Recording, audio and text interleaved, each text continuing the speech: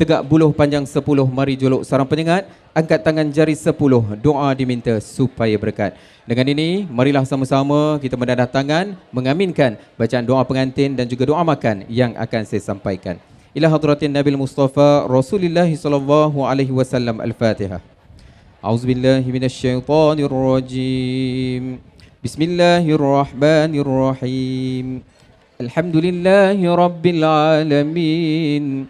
Ar-Rahmanir-Rahim. Maliki yaumiddin. Iyyaka na'budu wa iyyaka nasta'in. Ihdinas siratal mustaqim. Siratal ladzina an'amta 'alaihim ghairil maghdubi 'alaihim waladdallin.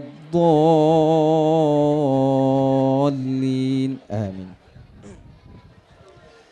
Tuan-tuan dan puan-puan, marilah sama-sama kita berselawat ke atas junjungan besar Nabi Muhammad sallallahu alaihi wasallam. Allahumma salli ala sayyidina Muhammadin wa ala ali sayyidina Muhammad. A'udzu billahi minasyaitonir rajim. Bismillahirrahmanirrahim. Alhamdulillahi rabbil alamin. Wassalatu wassalamu ala asyrafil anbiya'i wal mursalin. Sayyidina wa maulana Muhammadin wa ala alihi wa sahbihi ajma'in. Ya Allah, Ya Rahman, Ya Rahim, ampunkanlah dosa-dosa kami, berikanlah taufik dan hidayah kepada jiwa-jiwa kami dan orang-orang yang kami sayangi.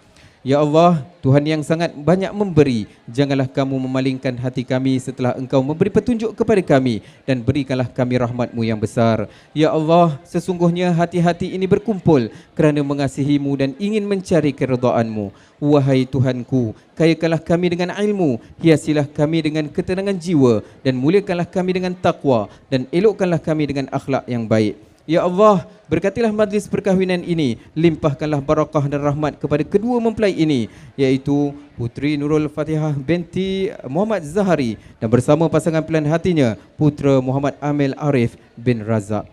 Dan kurniakanlah mereka zuriat yang soleh dan solehah.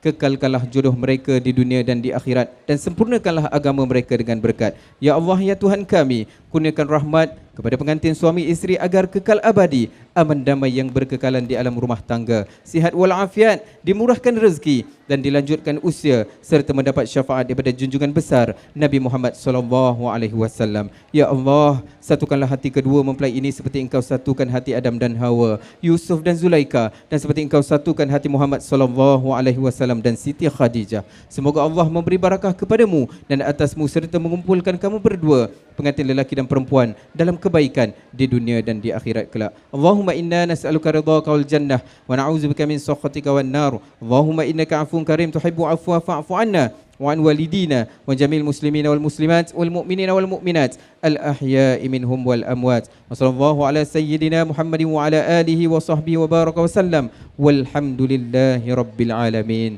Taqabbalallahu minkum. Kita baca doa makan. Allahumma barik lana fima razaqtana wa qina azabannar. Bismillah wa ala barakatillah.